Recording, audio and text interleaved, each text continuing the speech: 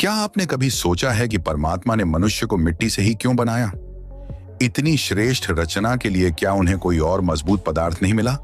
जब परमात्मा ने सृष्टि की रचना पूरी कर ली, पहाड़ खड़े हो चुके थे, नदियां बहने लगी थीं, वृक्ष हरे हो गए थे, पशु पक्षी जीवन से भर गए, तब अंत में उन्होंने मनुष्य की रचना की। उन्होंने धरती की नम मिट्टी ली, उससे मनुष्य का स्वरूप गढ़ा और उसमें प्राण फूंक दिए। फिर उन्होंने सभी देवताओं को बुलाया और कहा, देखो, यह मेरी सृष्टि की सबसे श्रेष्ठ रचना है।